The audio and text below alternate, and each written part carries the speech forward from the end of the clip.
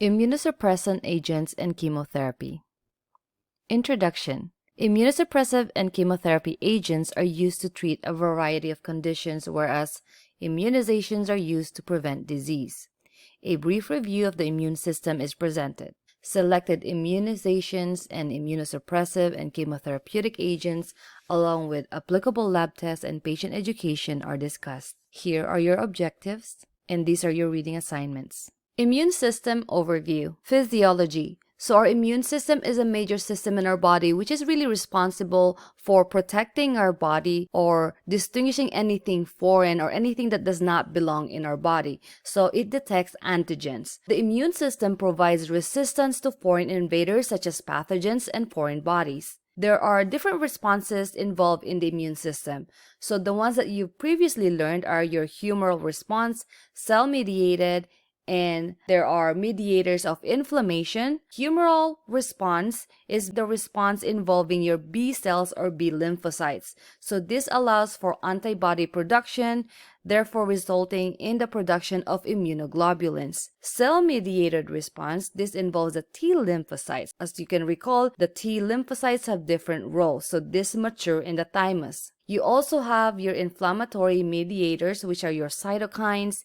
histamine, and interleukins. Pathophysiology of autoimmune and immune-mediated diseases. Autoimmune diseases are diseases wherein your body tissues are being attacked by its own immune system. This causes an alteration in the normal immune system that causes the function to direct its action against the normal tissue of your body. There are different triggers or possible causes of autoimmune disorders.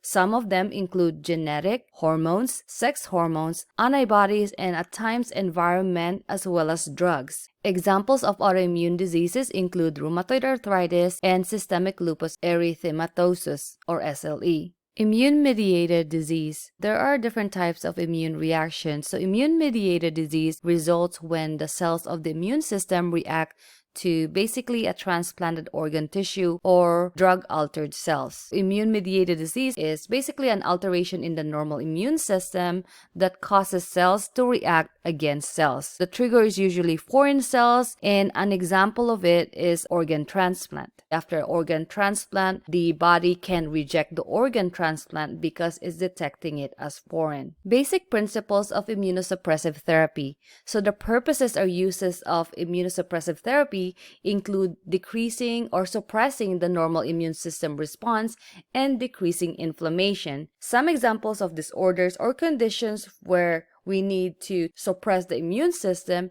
include asthma, some pulmonary disease, spinal cord injury, cerebral trauma. So with spinal cord injury and cerebral trauma, what we're actually preventing is the complication from it. So usually after spinal cord injury and cerebral trauma, such as a stroke, what follows is inflammation and edema, so swelling in the area of injury, or sometimes it can expand even more. So we give immunosuppressing agents or agents that will prevent those reactions from happening to prevent a decline in the status of the patient. Another example is organ transplant and rejection. Examples are your kidney, heart, liver, lungs. So any transplant, and sometimes the body can reject it because our immune system can detect that material or tissue is foreign to us. Some medications that we use to treat rejection or basically to prevent our immune system from attacking itself include steroids. So the use of a steroid is basically to decrease inflammation and to prevent and treat organ transplant rejection. Examples of drugs that are considered steroids or glucocorticosteroids include dexamethasone or Decadron, prednisone. We also have methylprednisolone or Solumedrol. So we've already went over steroids or glucocorticosteroids. If you want a full detail or list of the drugs as well as their side effects and so on, please review your Unit 4 lectures. There are also drugs that are specifically for preventing and treating organ rejection. So these are your anti-rejection immunosuppression agents. So these are prophylaxis and rejection treatment. So you have CellCept or mycophenolate mofetil, which is used to prevent rejection. You also have your cyclosporin or Neoral. This prevents rejection. We have to remember that for this drug, we have to monitor the levels, and it has a very narrow therapeutic range. This drug is quite nephrotoxic, so we also have to monitor our kidney function. Although this is a treatment for rejection, this can also be used for rheumatoid arthritis and psoriasis.